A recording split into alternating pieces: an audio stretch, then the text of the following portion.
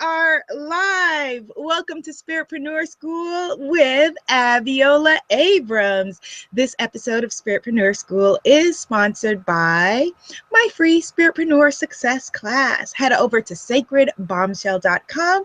I've got a free class on how you can turn your passions and your purpose into programs and products. You can sign up there or at sacredbombshell.com, of course, is where you can sign up, or at tinyurl/Abiola free class. That's tinyurl.com/Abiola free class. This episode is also sponsored by a brand new self-help memoir named The Puzzle Pieces of Me: How to Find Yourself, Love Yourself, and Live the Life of Your Dreams by Liz J Simpson. She is known as the Self-Discovery Diva. She is a transformational speaker. She is the inside out coach, and she is our guest today on Spiritpreneur School. Hello, Liz. Hi, Abiola, and everyone else. Thank you for having me. I feel so blessed and humbled.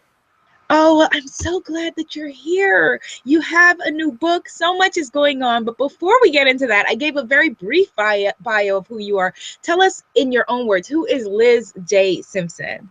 Yes, I am a woman survivor of abuse, and I have used that to become a women's empowerment speaker, an author, and coach for other survivors of abuse. And I'm just a mother and a wife that really loves and is enamored with the power and beauty of women, and just want to be a vessel to mirror to them their greatness. So that's me. Beautiful, beautiful. I feel that you are doing that in such a big way. That I talk a lot, as you know, about stepping into your greatness, about stopping playing small and getting out of your own way. And you and your life have been such a beautiful demonstration and continue to be of doing that. So you talked a little bit about your past, but I want to talk about the present for now. You have an exciting new initiative. Your focus is coaching other women, entrepreneurs who are abuse survivors. Can you tell us a bit about that? Yes, so I am so excited. This was such a big journey for me, talking about coming into your light and acknowledging your purpose. And as an abuse survivor, I really didn't want to talk about it. That's not something I really wanted to stand in, but life and the journey has shown me that that's exactly where I'm meant to be. So I'm finally owning that. But I work with women who have survived abuse, and also specifically entrepreneurs. When you're trying to build a business, I love the quote that says, you don't build a business builds you. And there's so many internal things that show up for us as entrepreneurs, and specifically for women who are survivors. They also have, some additional challenges when they still have internal scars that are still residing from their past. So I work with them and coaching them to acknowledge and own their own self-worth, but also finding how to build a brand from that.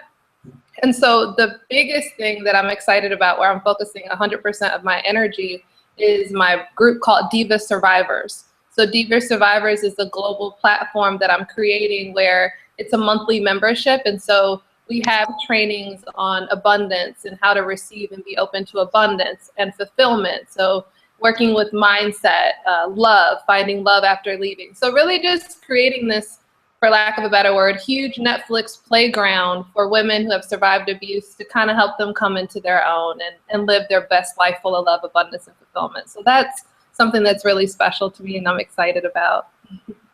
Beautiful, beautiful, Liz. It is so needed what you are doing.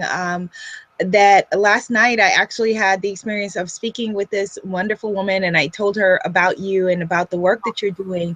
That after, as you know, I had the free Spiritpreneur Success class last night, and I had this idea that because the class is to celebrate the launch of my new create your own Spiritpreneur signature program that's coming up. And I had this idea after I got off the call. Like, I was so jazzed up. I was like, I'm just going to call everyone who's just signed up for the big program and just welcome them impromptu, late night.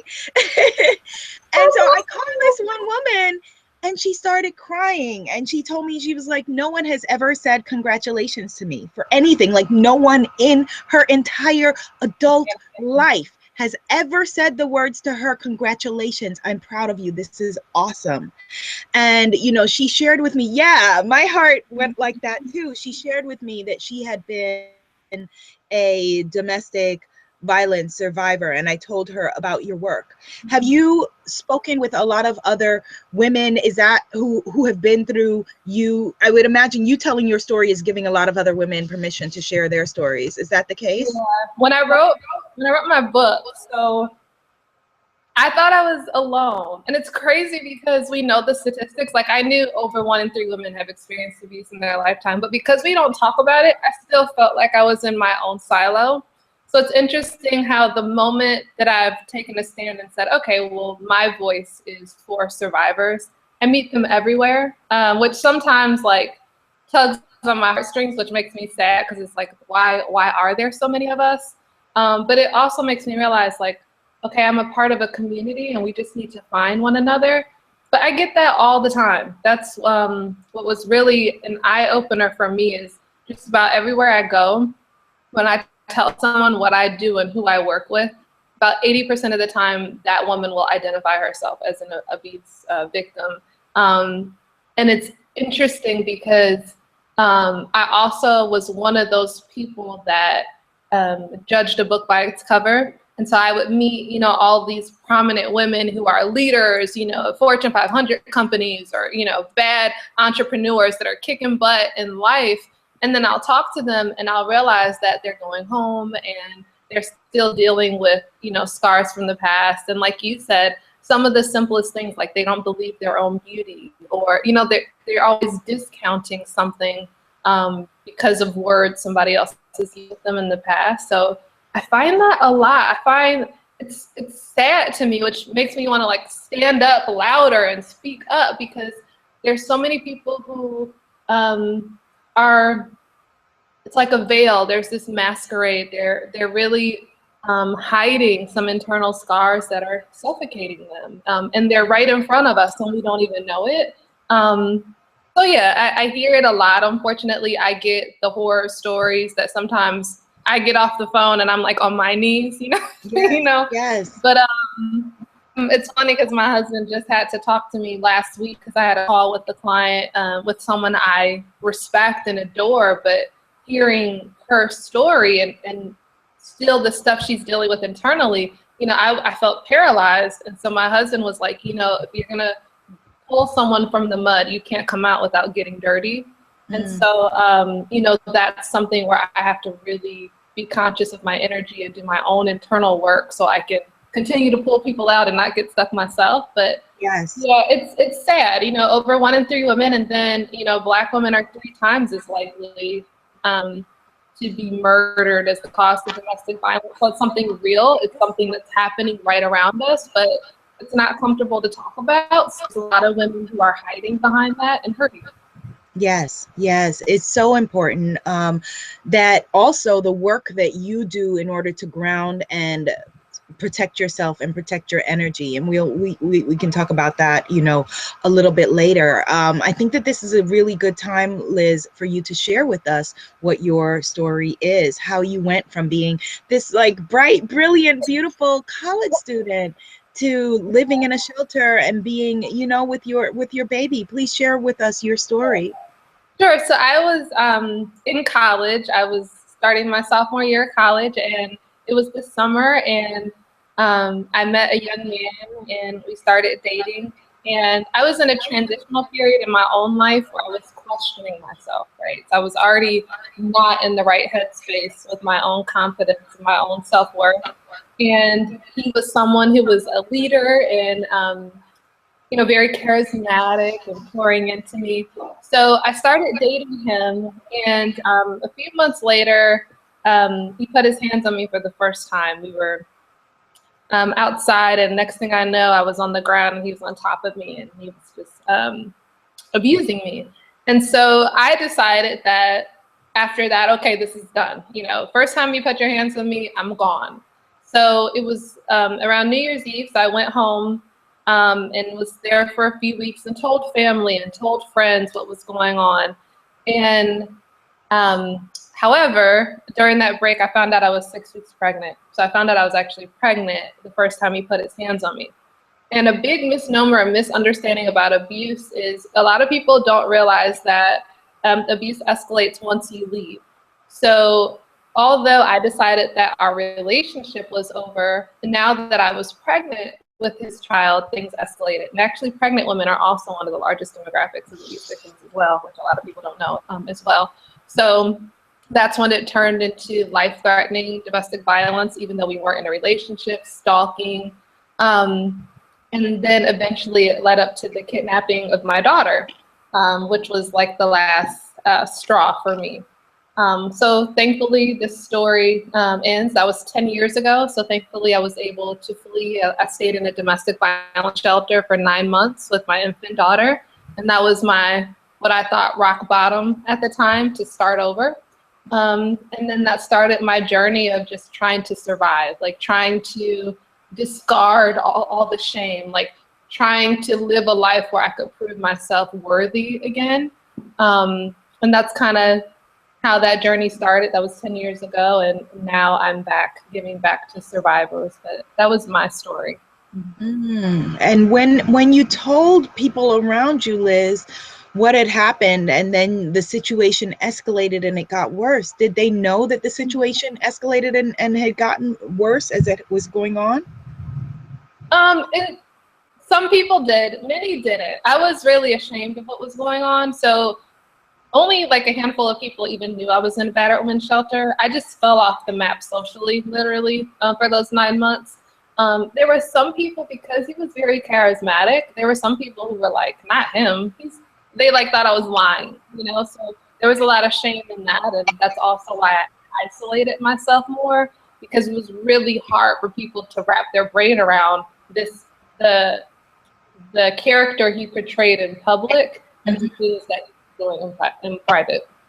How were you able to get yourself out of that? What was the mental shift of getting yourself out of that situation?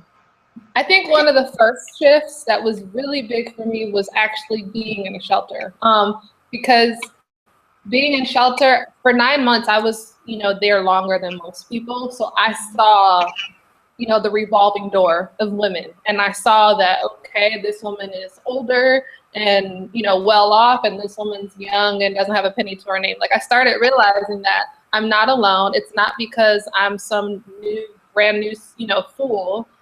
There's a lot of women going through this. And as I understood, like, these are the characteristics, this is the grooming process, this is how it happens.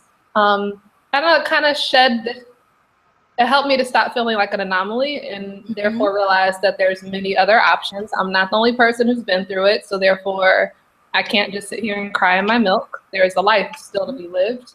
So that helped me, and then reading The Power of Prayer and meditation. There's a lot of other things as well. But the big thing, I think, with shelter, it helped me to see that there's a lot of women going through this. Yes, yes. And you had a baby. You also had, a baby. And so I would imagine that, that is an instant wake-up call that, okay, life has to change. Here's this little one who, is here, born, and needs mommy at the top of her game. Yes, I want her to believe in her dreams. So that was a big thing. Like, in the climax really was when he kidnapped her. That is when, like... How did he kidnap her? What happened? When she was 2, what would happen is, because we lived in different states and it wasn't safe, in order for him to maintain a relationship with our daughter, I would drop my daughter off at his mom's house, and then he could see her for a couple days, and I'd pick her up from his mom's house so I could avoid contact with him. Right. And did his mom know what was going on? She did. Yes, she actually witnessed it before, so she was very clear on what was going on. But that was still her son. She still sided with her baby, and I didn't really expect much else. But this particular time, it was right before my daughter's 2nd birthday, and he was supposed to have her for a week, and then I came to pick her up as normal, and all of a sudden nobody knew where she was. It was just like this whole scavenger hunt around town, and me calling 911. And because there's a whole story. I talk about this in the book. It's really strategic what he did and how he manipulated it. But the same day he had just put his name on the birth certificate, and if both names are on the birth certificate and there's not a custody order, then they can't prosecute. So it was this whole loophole. So for months, that was literally the darkest hell of my life, is for months wondering if and when I'm going to see my daughter again. But him choosing that action when we did finally get to court is what really allowed the judge to see the abuse, see what was going on, the manipulation, and side in my favor for custody. But yes, that was very difficult. Really took it. Yeah. Wow, that is an incredible story. My goodness, Liz. I think that, you know, it's really interesting how you are being used now in your calling with all that you went through. You know, I'm sure when you were in the middle of that you couldn't imagine that, okay, here is the, you know, the greater purpose of it. Yeah, it's even funny now that I can smile talking about it. It just, for me, it's my own sign of growth and emotional healing, because I'm like, wow, that all things come together for the good. And if someone had said that to me then, I probably would have slapped them like, what are you talking about? But now it's like, wow, I'm so thankful. I think it was a Kurt Cobain quote I had read. It said, thank you for your trauma. It helped me with my art. And so now it's just like, oh, you know, I realized that we all have stories. You know, it's part of the human condition. We're all going to go through something, you know, and there's no competition amongst our sob stories. That's mine. We all have a sob story, but it's what we do with it, and how do we use that to contribute to the greater good. So that's what I choose to focus on. And today you are married, not to the same person, to an amazing man that I met earlier, briefly, right? Tell us about you meeting I know you cover all of this in the book, but about you meeting your husband. And I met my husband online. Awesome. So funny. So I met him online, and he is truly my best friend. I've learned that especially when I speak with my clients, it is so important for us to do the work on ourselves, you know, the inner work, you know, just understanding energy, and we accept the love that we believe we're worthy of, and all of that. And thankfully, I met my husband right in the midst of where I was really working on my own self-discovery journey, and I was really unapologetically showing up, you know, authentically in my life. And so I'm thankful for that, because I know that's why I was able to attract him and why we were attracted to one another. And I realized that I would have never embraced or accepted such a great love had I not been in that place of being open to that. So he's amazing. And I'm thankful for that. It's a blessing. Beautiful, beautiful. And you're cute together, just witnessing you in that brief space of time. You guys are adorable together. You have a question coming in, and I want to invite people and remind you, you can ask questions if you're watching this live on the blue Q&A box, which is right under the player on the main page, which you can also access at tinyurl.com/Liz Inside Out. All right, so this question is from Denise. When did you decide you wanted to work in the area of empowerment? So what was the journey from what you were going through to knowing that this was your field? Sure. So it was through a coach and mentor. I am a huge advocate of mentors and coaches, of someone seeing something in you at times that you can't see it for yourself. So I'm huge on that. And before this journey, I didn't even understand the purpose of a coach. And now I'm like, everyone needs a coach. But for me, okay, so I'll kind of tell you what happened. After the abuse, I was lying to myself, and I was in denial of the internal scars I had. And so what I was pursuing was a life that looked good and was pleasing to others. So I wanted the house, I wanted the kids, I wanted the money, I wanted the career. So I started living in pursuit of a life that looked good for others. And so I found myself at this milestone of where I had hit a pinnacle of my career. I had the financial success that I wanted. I had the husband and the kids, and I was still miserable. There were still nights that I couldn't sleep. There were still nights, I have journal entries of me just crying for no reason. And I realized my soul was crying out because I was settling. I was so busy living a life that looked good. I wasn't living a life that I was designed to embody. And so in that, I started seeking out like, what is going on? And so I met my mentor, and it was about a year and a half ago, honestly. I met my mentor, and I realized like my whole life I've always written about empowerment. I've always been a writer. I've always envisioned speaking. My father was a pastor, and so I kind of feel like I come from this generation of people speaking and pouring into others. I always wanted it. But it wasn't until I met my mentor and he really saw it in me. And I was like, you see that? Because I could have sworn I've been seeing that my whole life too. Yeah. And then being at a place where I'm like, you know what? You've lived life according to the status quo and that doesn't make you happy. So why not do the thing you've always wanted to and see how that works out? So it's been about a year and a half, to answer your question, that I've been in the empowerment space. And that was my journey of realizing that playing life by others' rules isn't making you happy, so why don't you show up for yourself? Yes. Mm-hmm. Excellent. Excellent. And did we know that we were both preachers' kids? I can't remember. I didn't know that. I don't think we knew that, but hey, all right. So Ayana says, to paraphrase what she's saying, how soon after dating your husband did you let him know about your past, and how soon do you recommend that women who have been abused tell someone that they're dating about their experience? It was pretty early on. I'm pretty transparent in dating. I don't do the masquerade for long. I had a daughter. I don't have time to play games with these. Yes. So I'm not a big proponent of showing up with the mask when you're dating someone. It doesn't mean that on the first date I'm like telling you all my problems, but in conversation, you know, one of the things I loved about my husband is that he was my friend from the beginning. It sounds so cliche, but we talked. We spent hours on the phone just talking about our experiences, and so that was a big part of my experience.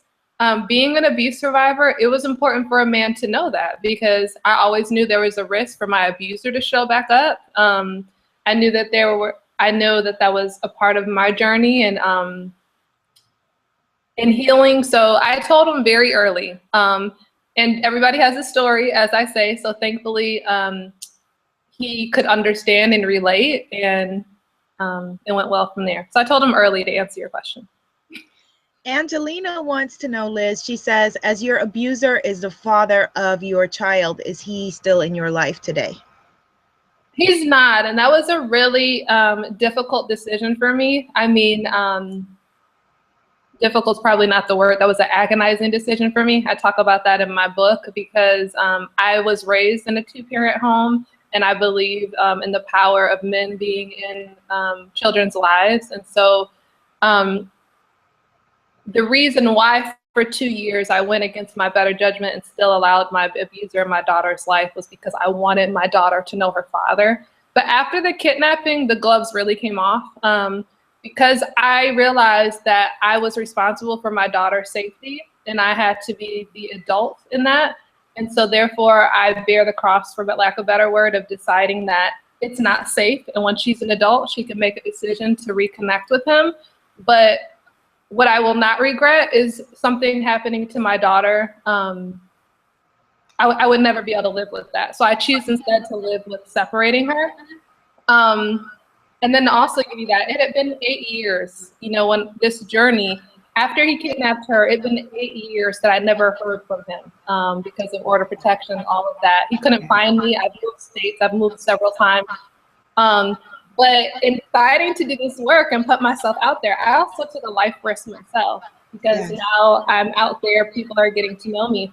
So actually last week was the first time in 8 years that he found me, and that was coming full circle and realizing that, oh my gosh, you know, this is really scary. You know, by standing up for other women, I'm also kind of put a bullseye on myself.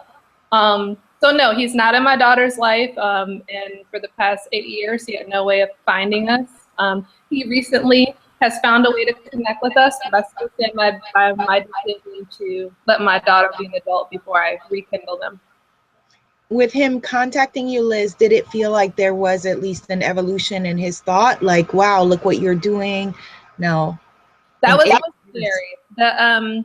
I wanted that so bad, Abiola. Like, I talk about that in my book too. Like, I wanted to be wrong. Like, I wanted him to prove me wrong. Like, let me feel like a fool for separating my daughter from you. Like, let me find out that you're this amazing man who did a 180 and you're doing great things. And so when he reached out about oh my gosh, like week and a half, 2 weeks ago, this is really fresh. He was still, one of my assistants answered the line because he found the business line, and he was really antagonistic and rude and called like 9 times and was belligerent. So it was really disappointing and sad. You know, it was really sad. And he didn't know he was on speaker, so it was my daughter's first time hearing her father's voice. Oh, I'm sorry that you had that experience, Liz. Thank you. It was difficult, but you know, it really it helped me to realize how important my work is in working with victims and survivors and safety planning. Because we say survivor as if, you know, when you're a survivor of abuse, it's not something that like goes away. Like, I survived and now all is well. It's a journey. Right. It's a never-ending road. You never know the next time you can meet a person who might show signs of being a perpetrator, or when the abuser can try to show back in your life. I have a client who the abuser was in jail, but with him dying in jail, you would like, she had a whole breakdown around that, you know, like just this process of now he's passed away, now what do I do? So just my work is like, I know it's not the most fun subject, but I want survivors to live their best lives. And in doing so, we really got to unveil ourselves and kind of like peel the bandage off and see what's going on so we can do the internal work. Yes, it's so important. It's so important, and it's such a taboo conversation, particularly in our community and communities of color. You know, I remember I had this experience. This is a long time ago now, and I forgot about it until we're having this conversation. That many years ago, I used to write and direct short art films. I'll send you the link to this. I did a film named Ophelia's Opera that won a bunch of awards. It's an experimental film about this woman dealing with abuse, and you know what, and you know, it's magical realism, so what she does, you know, to her abuser. And I remember during the course of filming it that my cameraman, you know, who was a Black man, he got really upset because the abuser in the film was a Black man, and the you know, the cast was Black, and he felt like, you know, I don't know if we need another portrayal of Black men like this. And we went from having a film set to, you know, us sitting down and me really, you know, guiding us through having a coaching group, you know, because as you know, when you're a coach, you look back and realize you've always been a coach with whatever you were doing before, you know. And so we had this conversation as a cast, primarily people of color, you know, men and women, you know, and me explaining, you know, I understand that you feel like you don't need this story, but there are women who need to tell this story. Yeah. You know? So, you know, it was this very interesting dynamic where, you know, we feel like, oh, well, we've got to protect certain groups, but what about your protection? What about our agency as, you know, women, as individuals, and your right to tell your story, your right to say, this happened to me, I experienced this. And so, you know, it was a very interesting, you know, kind of backlash within that, where he felt like, you know, like it's a dynamic. Yeah. Have you run into any of that? I completely understand that. I've had some people who have said, well, you know, men are victims too. And I do talk about that. However, I even talk about this in my book.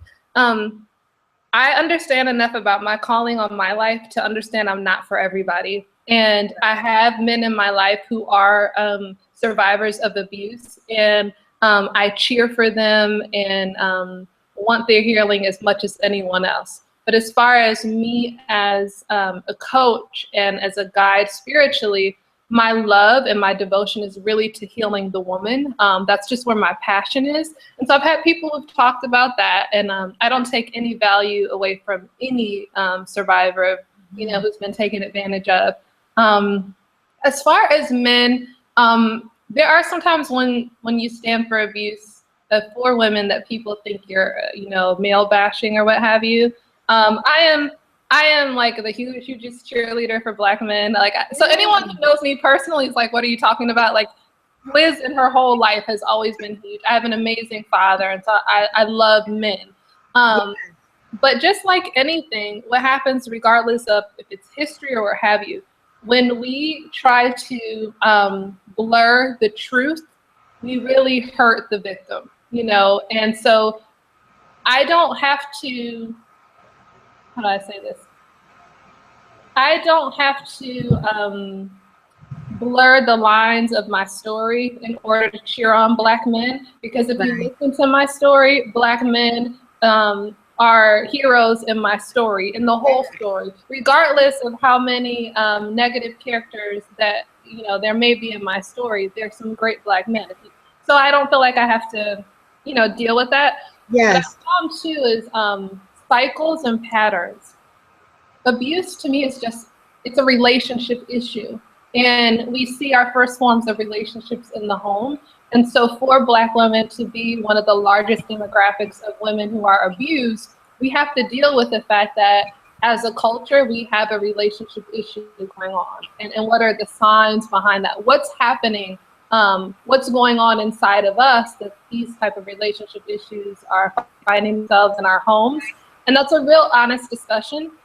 Even for me, I did not know my mother was a survivor of domestic violence. My parents are each other's second marriage. And my mom is from like older Southern thought where you really protect your children from adult issues. You know, the kids are at the kid table and the adults are at the big table. And so she didn't tell me really about her story. And I grew up seeing her in her second marriage with my father, and I just saw this beautiful relationship, and that's, you know, all I saw. However, now that I stand for, you know, victims of abuse and I do all of these stories, my mom has caught me crying at times, saying that, wow, listening to you was pulling the bandage off of something that happened 36 years ago.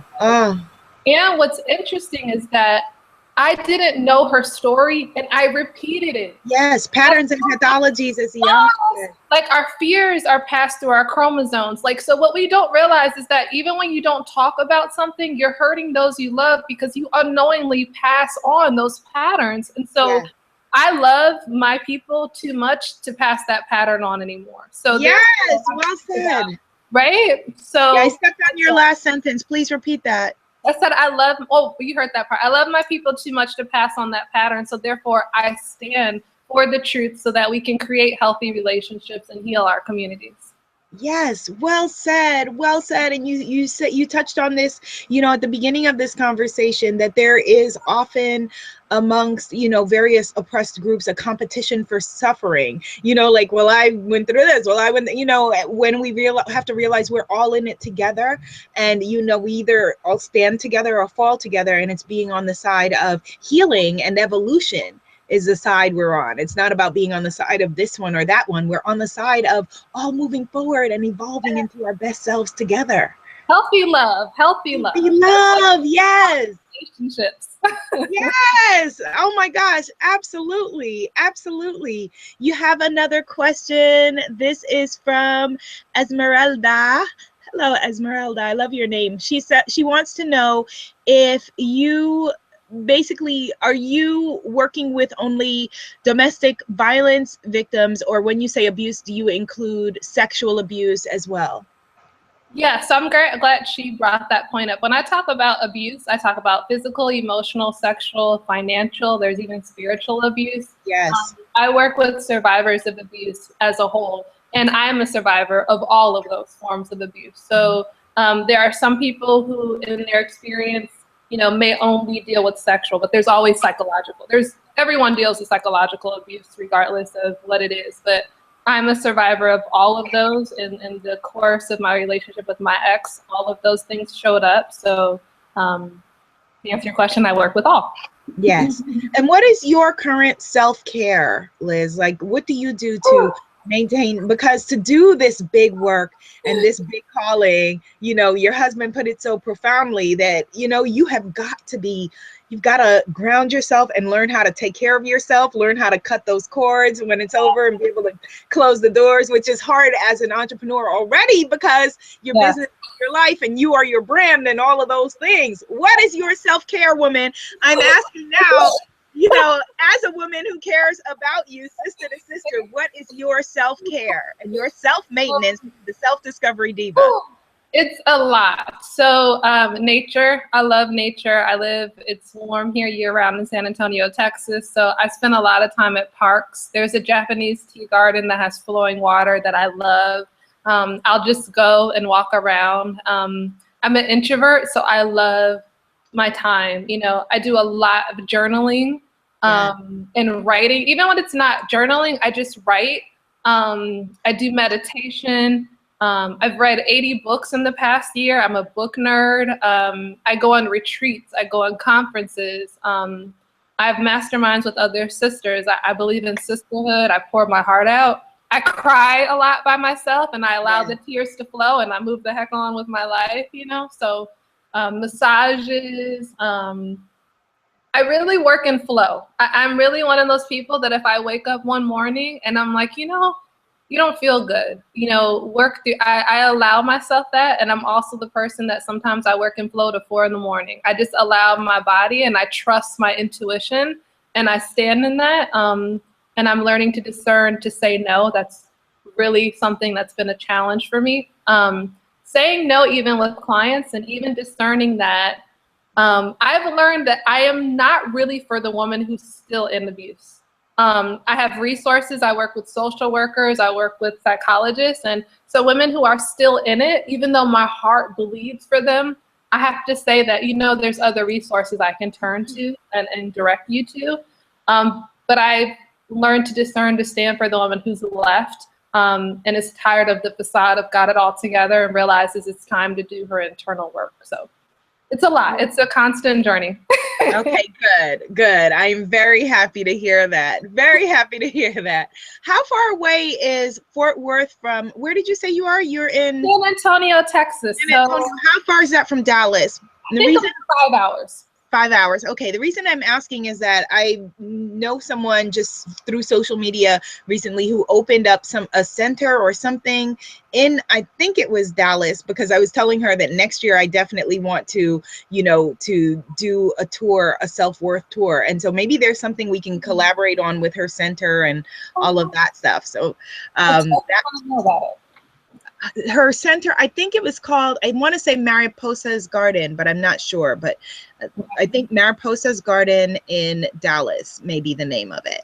Okay, so here's a question from Carlana. Carlana says, Liz, what would you say to women who want to use their story to empower others? What one message do you think they need to hear? I tell them to share it. You know, I beg of women to share their stories, but I also advise them to be prepared for when you share it. You know, you have to be in the right place when you share your story.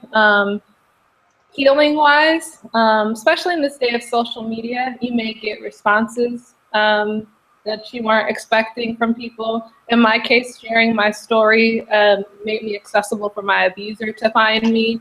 So the scale that you share it I advise you to be careful of the scale and make sure you're prepared for that. However, when it comes to sharing it with other women and being a voice, I beg of women to do that, not only to liberate others, but to liberate yourself. There's purging that comes from that. Because I was not talking, dealing with the abuse, it was really easy for me to feel like I was healed until I started writing my book. And when I started writing my book, I was like, oh my gosh, you know, there were certain points I was writing. There were certain things that were really easy for me to write. You know, it's like, okay, that's fine. But there were certain things that I was still hiding. And I was like, wow, you know, I always advise my clients to get curious. You know, emotions are naked, they're true. So there were certain emotions that showed up. I was like, oh, what's that? Okay, that's something I still need to work on, you know? So I definitely guide women to share your story, but do not put pressure on yourself or a burden.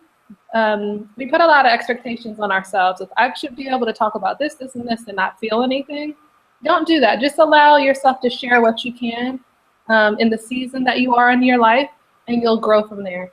That was a long answer, but I hope it answered. No, that was a beautiful answer. And I'm feeling called to share with you, based on what you just said, that maybe, you know, part of your next journey or your journey with Puzzle Pieces of Me may be doing an anthology of women sharing their stories, or maybe your website, you know, a place where people could share their stories, and, you know, fellowship and sisterhood might be really, really beautiful and powerful. I received that. Thank you so much. I like that idea.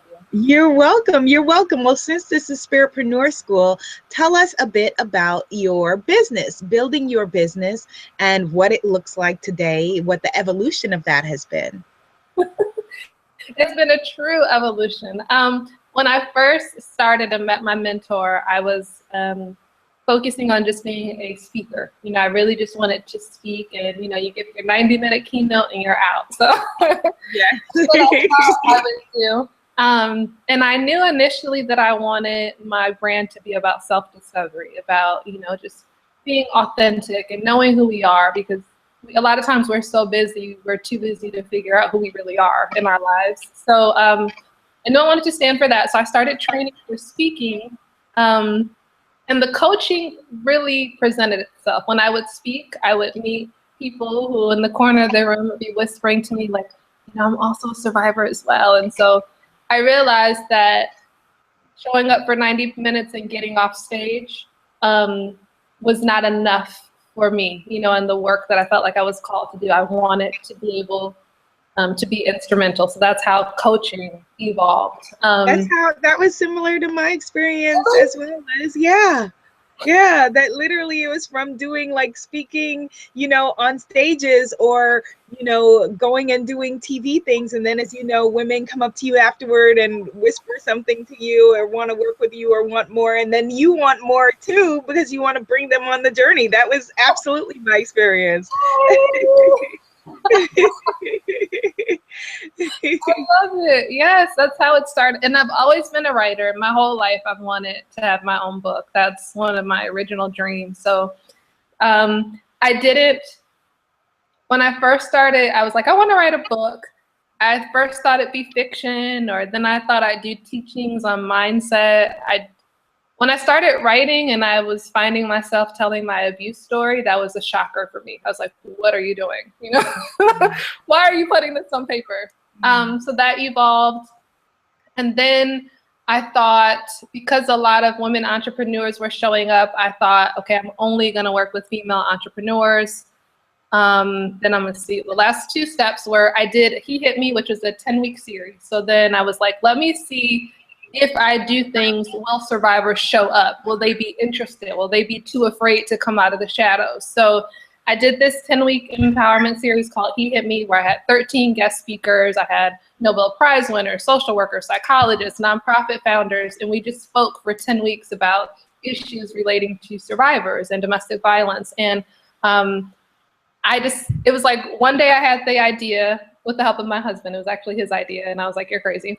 And then 2 weeks later, we launched it, and I had 200 registrants from all over the globe.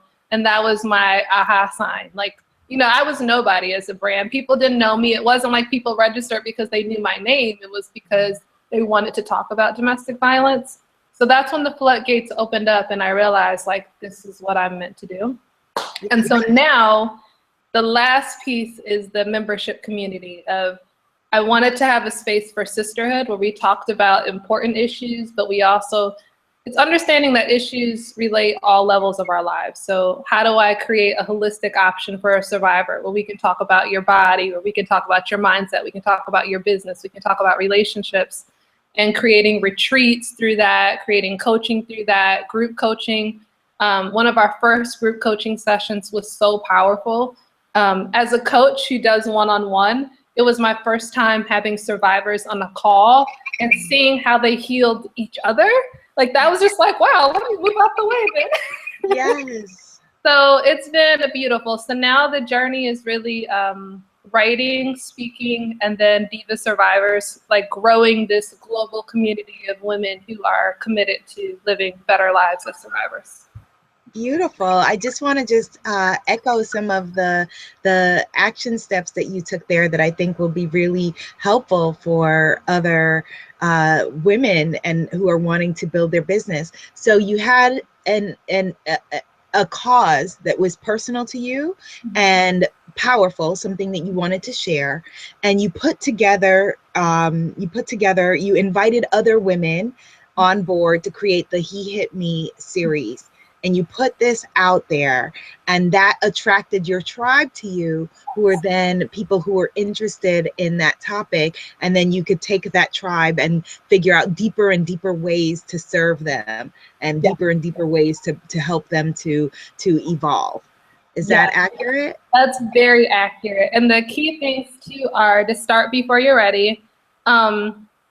Probably part of the reason why I launched it in 2 weeks is because in the back of my head is I was like, no one's really going to care. They don't want to talk about abuse. So I was, for the first time, just willing to throw something out there. And so starting before you're ready is huge. My brand could not have evolved if I didn't do things before I was ready. Like you try to roadmap as an entrepreneur, but it isn't until you take the steps that all of a sudden it's like headlights, you can only see so far in front of you, and you just trust the path, and then it reveals itself. So that was big. And then being very naked. It's hard sometimes for people to understand because I show up so comfortably talking about abuse, but just to explain that I honestly thought I could have potentially been making a really bad career move by standing up for domestic violence, but it was on my heart, so I did it anyway. And so I think a lot of people need to hear that, just that if it resonates with you, there's a reason for that, and it'll probably resonate with someone else. And it's okay to be naked and vulnerable because that's how your tribe finds you, is in your authenticity. Yes, yes, well said. And I want to add to that, I think that you're very courageous as well, that there is a lot of courage, not only just on the entrepreneurial scale from just launching and stepping into it, because the biggest way that we hold ourselves back often is the I'm not ready, story that we tell ourselves. I'm not ready. And we all know people who've been getting ready for 3-5 years, whatever, trying to build their website. I'm not ready, whatever it is. And so, that ready, fire, aim, like I'm going to launch, put it out there and then figure it out, I think is really, really powerful, really powerful.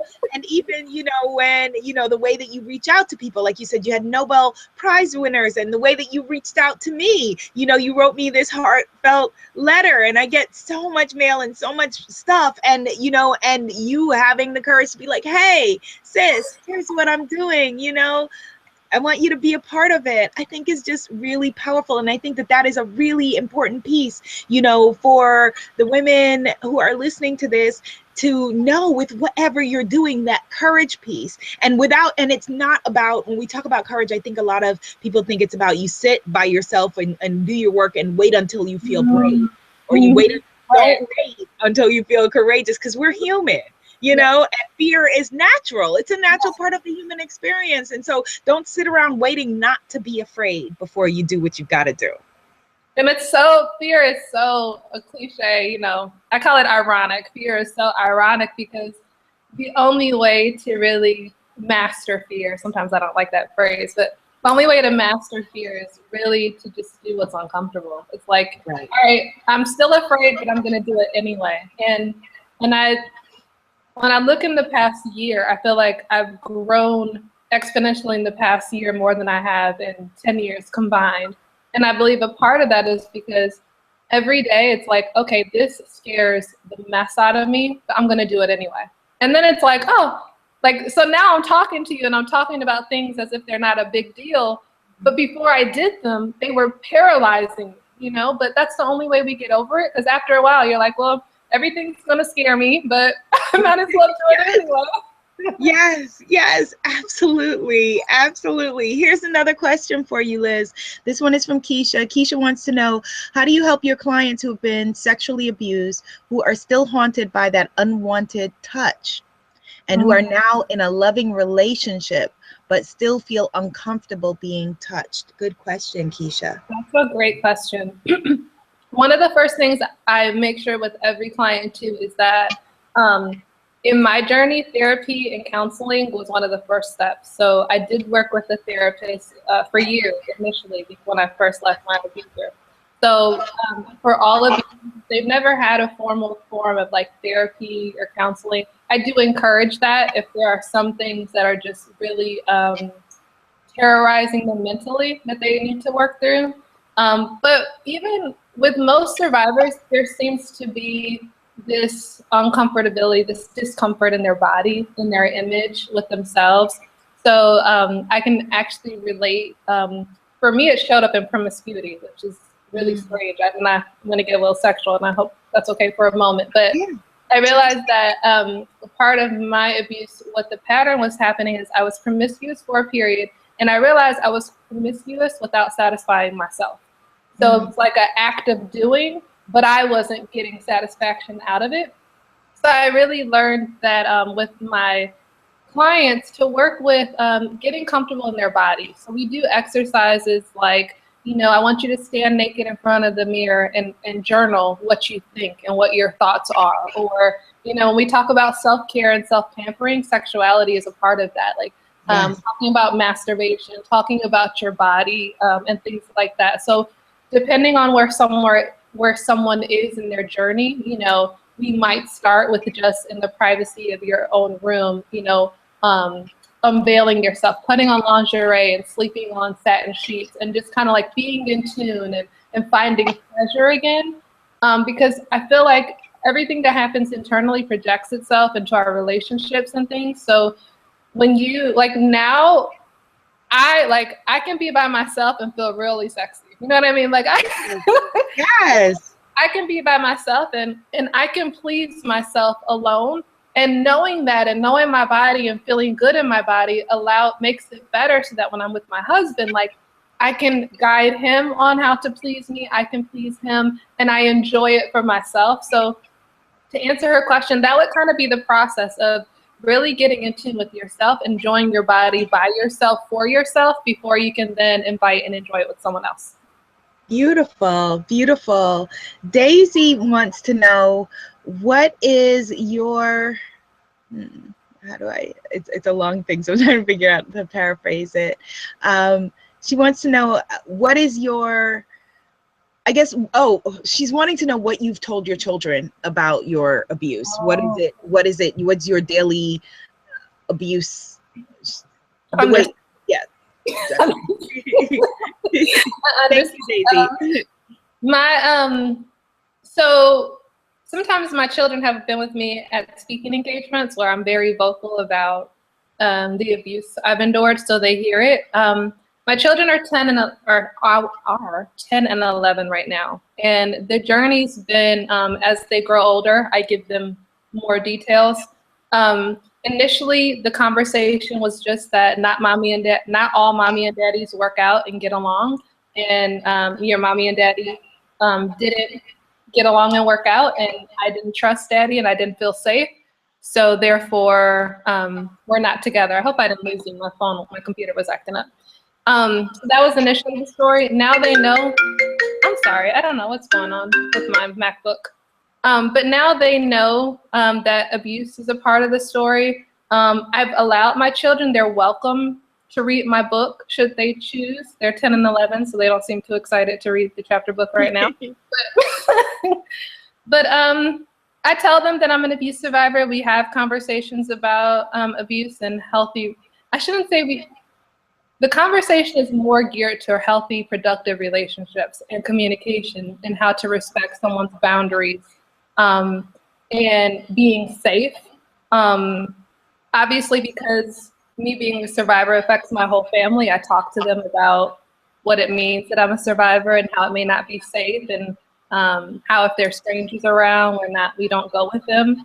So that's my conversation with the 10 and 11-year-old right now. Age appropriate and, Yeah. you know, around safety, which I think is really, really important.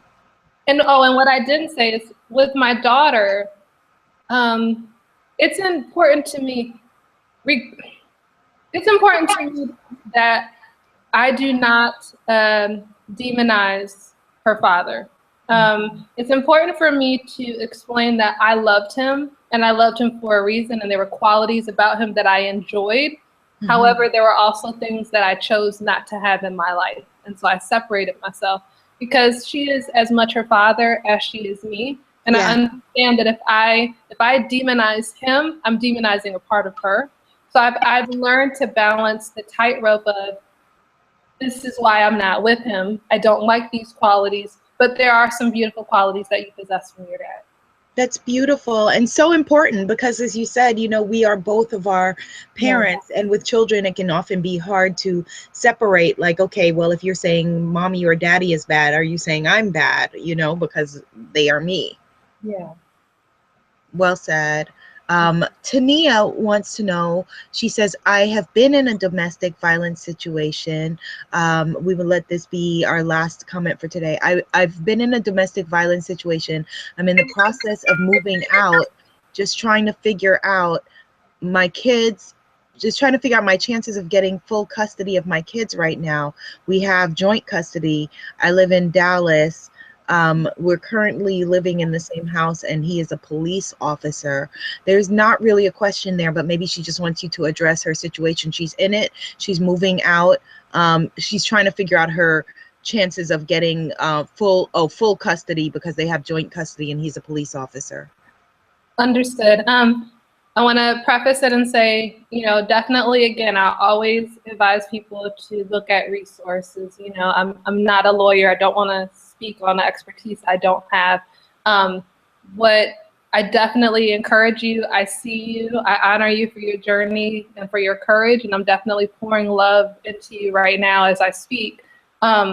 Definitely safety planning. So if she'd like, you know, you can always email me at selfdiscoverydiva@gmail.com. And because you are in Dallas, I do know of some resources in that area, and I can definitely forward them to her. If the question is full custody, what I found is that judges do not normally smile on parents who ask for full custody. Even in my situation when he had kidnapped my daughter, my lawyer advised me still don't ask for full custody. So even in my case, what happened with him was we had to ask for joint custody, but because of the violence, the judge honored what they call monitored visitation. And monitored visitation is where I'd walk into one side of the building, he'd walk into another side of the building, my daughter would be there, and we'd leave from separate areas. In my case, my blessing was my abuser had too much pride. He was like, I won't do that. So I was like, well, therefore you won't see her. Okay, so that was my case. So to answer full custody, I would definitely say talk to resources about that, because full custody is something that you have to have a particular case for. It's difficult with judges to grant full custody. So, but definitely she can email me and look at resources. But at the end of the day, what I encourage you to hear is to plan, to safety plan. A lot of the victims I work with, actually the abusers are in law enforcement. So I have heard that concern before. One of my clients now, she lives like the street over from her abuser, and he's the local sheriff. So I mean, she's not alone. There's options for you. So reach out and plan safely for you and your babies, and I'm wishing you well.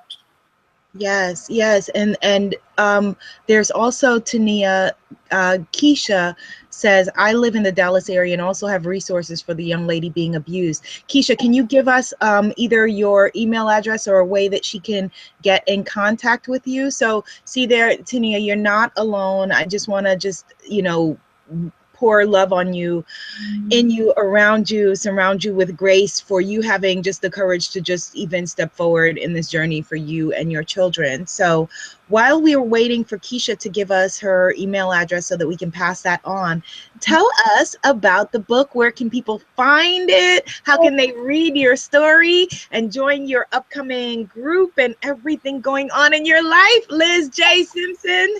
Thank you. Okay, so here's my book. You guys. Yay! And I wrote the foreword. Because I think that she is absolutely amazing. Absolutely incredible. I've gotten 17, I counted them, 17 forward requests in the past 2 years, and I only wrote 2, and this is one of them. So I am so humbled by that. That would be like a whole hour just to pour out my love and appreciation to explain that this foreword by Abiola Abrams is a whole dream come true in itself. So I thank you, Goddess, for showing up in the light that you do and for receiving that. It was a huge thing for me, and I thank you for being a part of that. I really appreciate it. So yes, this is my book, The Puzzle Pieces of Me, How to Find Yourself, Love Yourself, and Live the Life of Your Dreams. It's a self-help memoir, so although it does share pieces of my story, it's really a 10-step blueprint, a roadmap for you to navigate your own life and really embrace your masterpiece. You can find it at thepuzzlepiecesofme.com. That's where you can order it. It's $14.95, so you can order it there. It's also on Kindle. So thepuzzlepiecesofme.com. Also, you can, I'm trying to think of the best way for people to reach me otherwise. Best way to reach me, I would say email, because a lot of survivors like to have privacy. So you can email me at selfdiscoverydiva@gmail.com. I also have a mailing list I can add you to if you'd like. Diva Survivors will be launching hopefully in the next month, which is a huge undertaking for me. I'll have so many resources from the sisterhood, the retreats, from the monthly training, the group coaching calls. So that's a huge undertaking. But if they go to thepuzzlepiecesofme.com and get the book, or email me at selfdiscoverydiva@gmail.com, I can keep them in the loop. That is beautiful. Well, thank you for your work. Thank you for your magic and your light. I encourage, Tania says thank you. Tania, I urge you to get in contact with Liz. Keisha's email address for you, Tania, is tellusyoursuccessstory@gmail.com. Tellusyoursuccessstory@gmail.com. And perhaps the two of you can also, Keisha, you can be in contact, and you can also contact and connect through Ms. Liz J Simpson as well. Liz, you are a bright, shining, sparky, beautiful butterfly light on this planet. I'm sending you huge hugs, sis. Huge hugs. Thank you for this conversation. I look forward to seeing more and more of your evolution, and we applaud you, all of the puzzle pieces of you. I love you and applaud you. Thank you, Abiola, for showing up in the way that you do in the world. And don't stop. Continue to soar. Please. Thank you, sis. Thank you. And thank you for watching. And I will see you in the next conversation. Namaste. The sacred bombshell spiritpreneur me sees, adores, and accepts the sacred bombshell in you. Bye.